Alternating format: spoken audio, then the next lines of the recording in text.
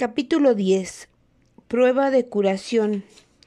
Varios días después de salir de la UCI, empecé a hacer rehabilitación para reforzar mis músculos. El primer día que pude caminar por la habitación, la enfermera me ayudó a llegar hasta el baño para que pudiera mirarme en el espejo. Cuando vi el reflejo de mi cuerpo esquelético, se me cayó el alma a los pies. Fue la primera vez que me sentí descorazonada desde que salí del coma. Le pedí a la enfermera que me dejara unos minutos a solas para tener un poco de intimidad.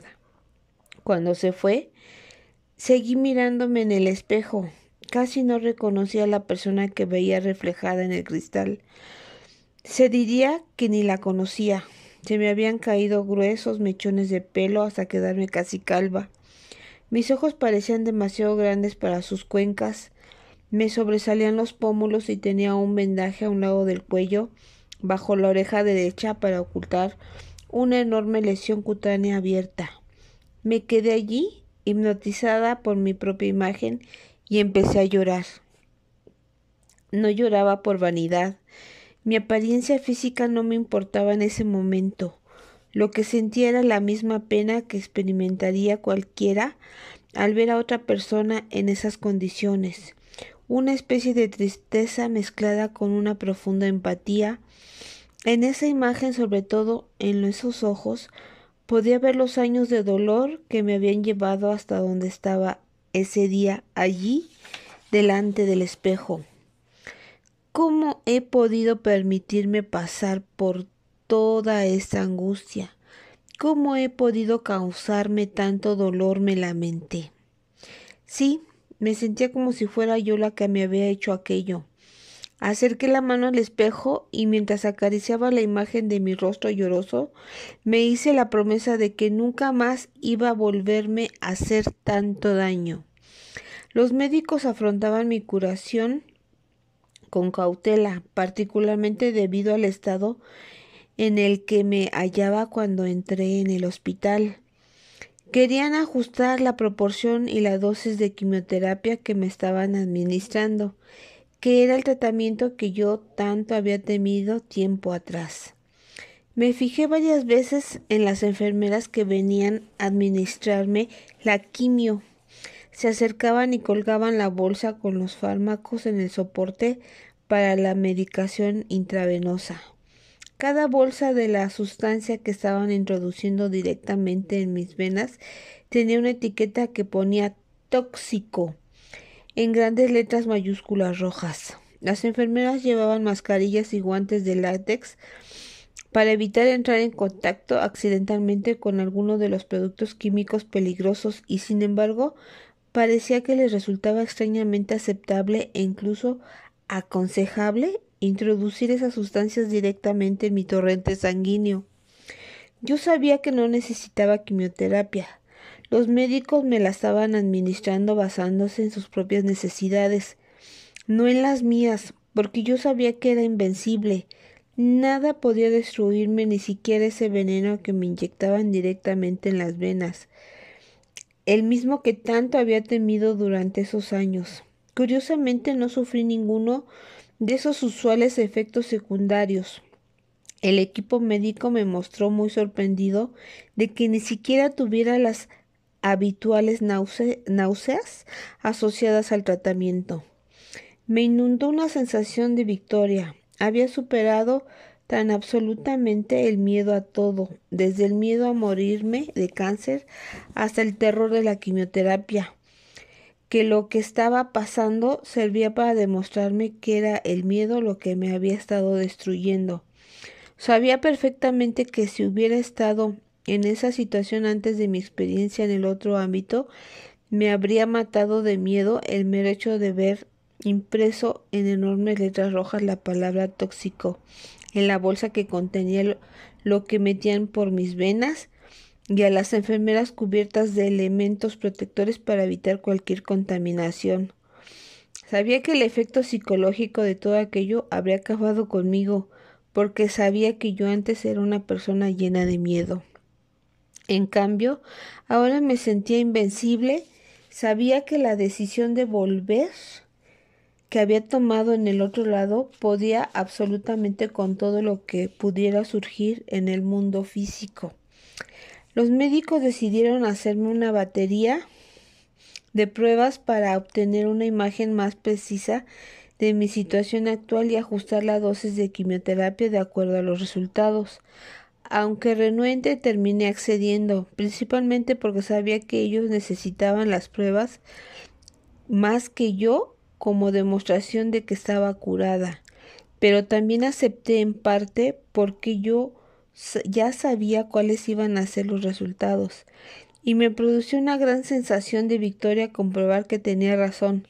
Sin embargo, los médicos creían que todavía estaba demasiado débil para soportar muchas pruebas a la vez, así que decidieron ir distribuyéndolas a lo largo de 2 semanas para darme tiempo a recuperar fuerzas entre una y otra.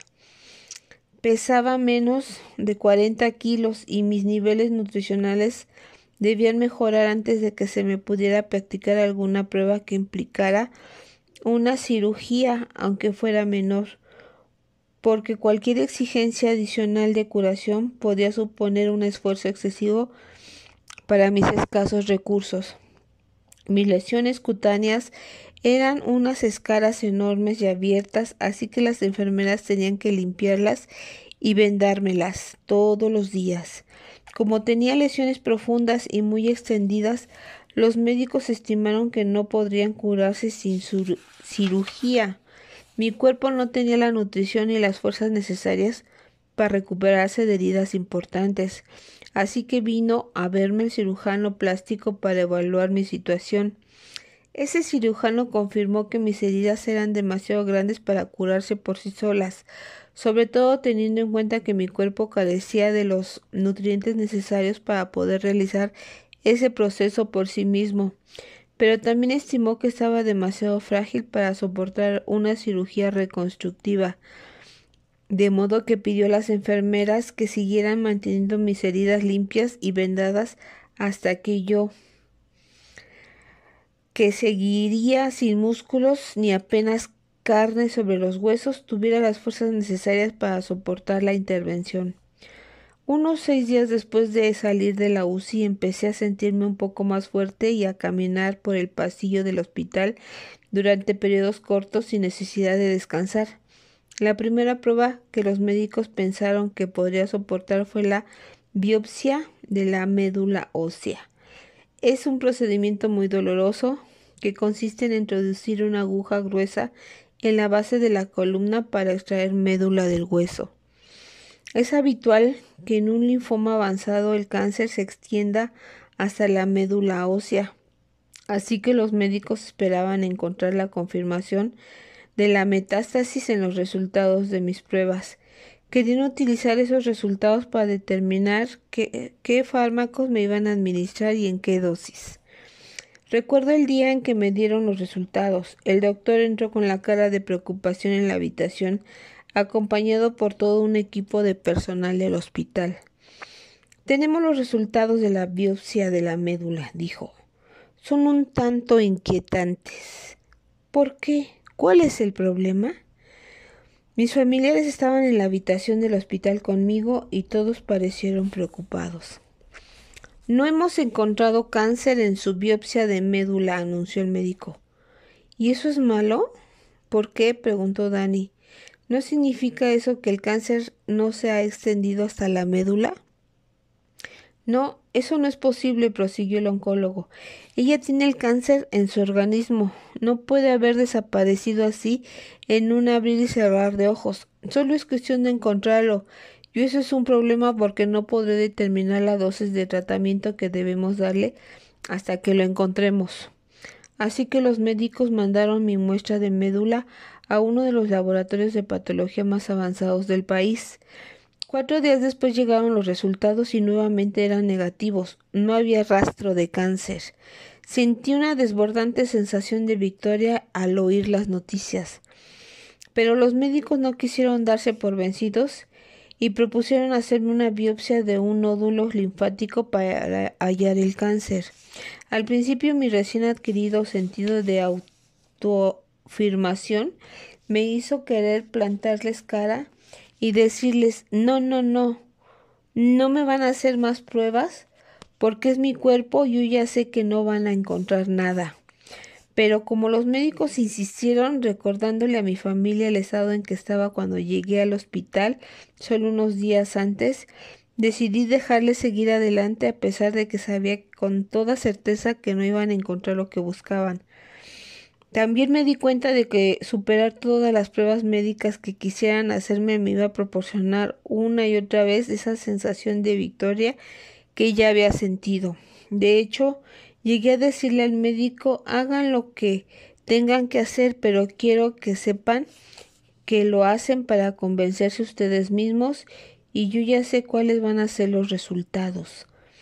Me dieron unos días para reunir fuerzas para la biopsia del nódulo linfático, que constituía una cirugía menor. Justo antes del procedimiento, me mandaron a la unidad de radiología. El radiólogo tenía que emplear una máquina de ultrasonidos para encontrar el nódulo linfático más voluminoso y marcar en la piel el lugar donde el cirujano debía hacer la incisión para realizar la biopsia. Mientras estaba en la mesa de radiología me di cuenta de que mis escáneres previos realizados el día que ingresé en el hospital estaban fijados a un panel luminoso. En ellos se veía perfectamente dónde estaban todos los tumores. El radiólogo vio en esos escáneres que tenía el cuello lleno de glándulas inflamadas y tumores, así que me hizo un barrido con la máquina de ultrasonidos por la nuca y la base del cráneo. Luego me pasó el instrumento por ambos lados del cuello y finalmente por la parte delantera. Aprecié que había confusión y sorpresa en su rostro. Observó nuevamente los escáneres que tenía en el panel y volvió a donde estaba yo tumbada en la mesa. Me preguntó si podía hacerme un escáner de las axilas y yo le respondí afirmativamente. Pero después de hacer la prueba en esa zona, siguió pareciendo desconcertado. Seguidamente me miró al pecho y la espalda y el abdomen. ¿Pasa algo?, le pregunté. Estoy confundido, me confesó.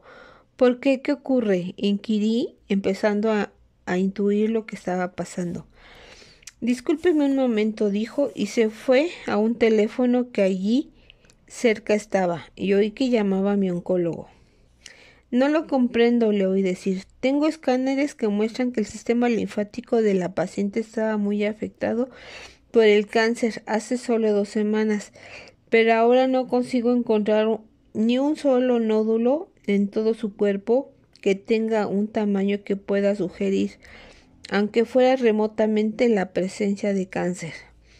Una amplia sonrisa apareció en mi cara. Cuando volvió a donde estaba yo, me incorporé en la camilla para sentarme y le dije, bueno, supongo que ya puedo irme. No tenga tanta prisa, me respondió. Su oncólogo insiste en que encuentre un nódulo para biopsiarlo, porque es imposible que ya no tenga cáncer en su cuerpo. El cáncer no desaparece así como así.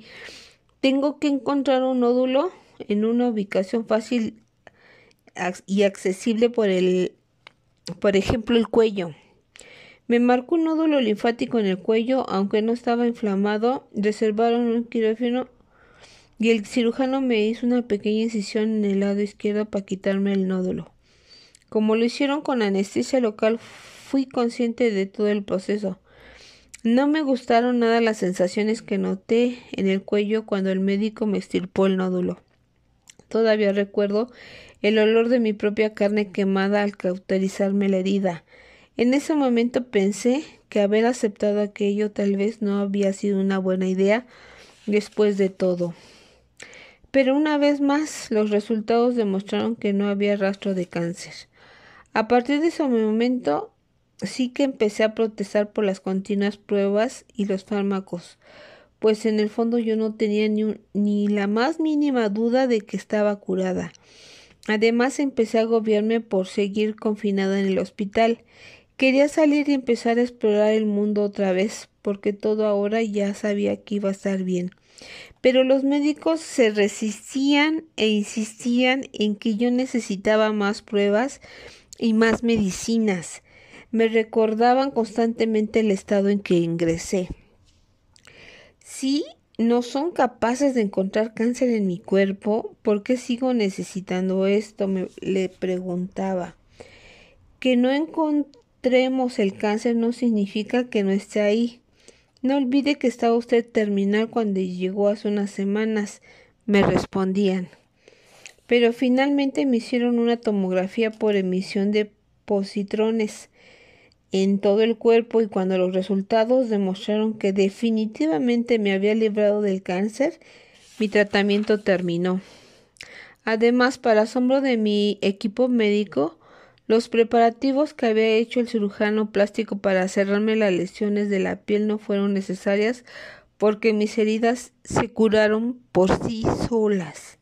El 9 de marzo del 2006, 5 semanas después de ingresar en el hospital, me dieron de alta. Ya podía caminar sola, aunque todavía necesitaba ayuda para subir y bajar las escaleras. Estaba en el estado de euforia que los médicos escribieron en mi informe de alta en grandes letras mayúsculas.